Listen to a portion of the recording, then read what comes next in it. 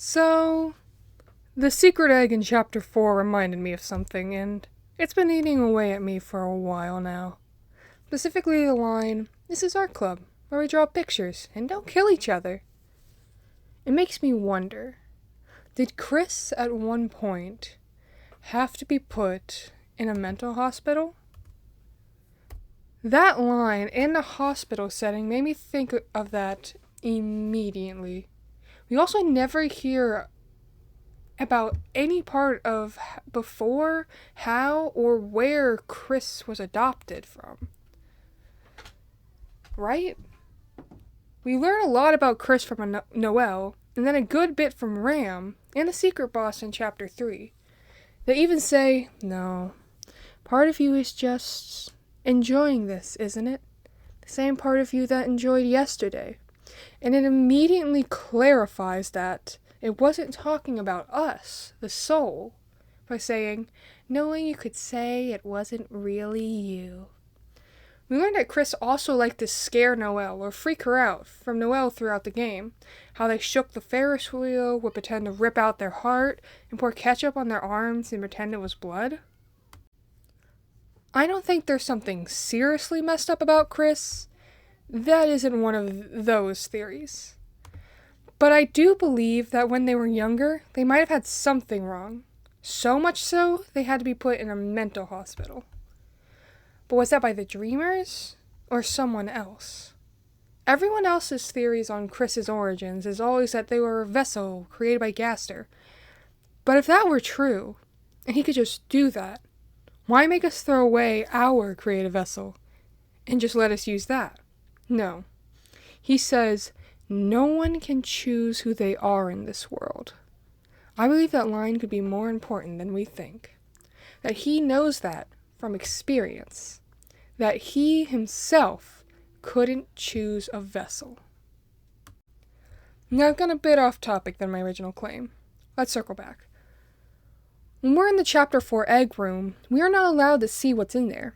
Only Kris. It's in a hospital similar to the one in town, and one of the fake aces that Kris made to cheat is running the desk. More on those. Kris created Darkners. We know what the Darkners are, but I think this is the first time we see Darkners that were directly created by our main characters. Not only that, they're not in the regular Dark World. We can only find them by going to the place in between.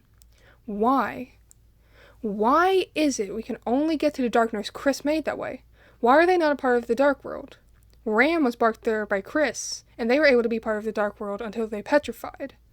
So why not the fake aces? Again, off topic, but something to think about. Now, speaking of Ram, what they said about Kris, how they wanted freedom, how they wanted to have some real fun. And after we came out from playing the game, they say, maybe it had a little extra taste of that, you know? More on that. Now, something else we learned in this chapter was that King and Queen were also Darkners. Darkners that Kris knew when they were young, that they brought home to play with. Not only that, but King was on Kris's side. Then we take a look at King compared to Queen, and let's just say it can add to this theory. I believe that when Kris was young, they either did something so terrible, the Dreamers, or maybe even their original parents, put them in a mental hospital. Or,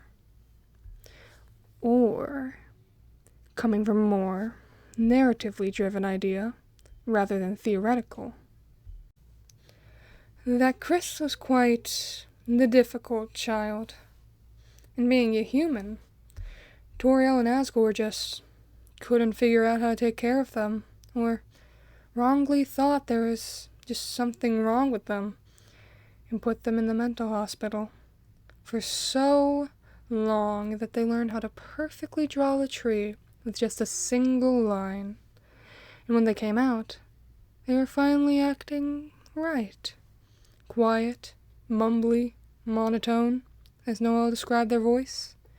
No longer the wild human child, someone under control, painting over the wild lines with a simple still life, though they could never wash it all away.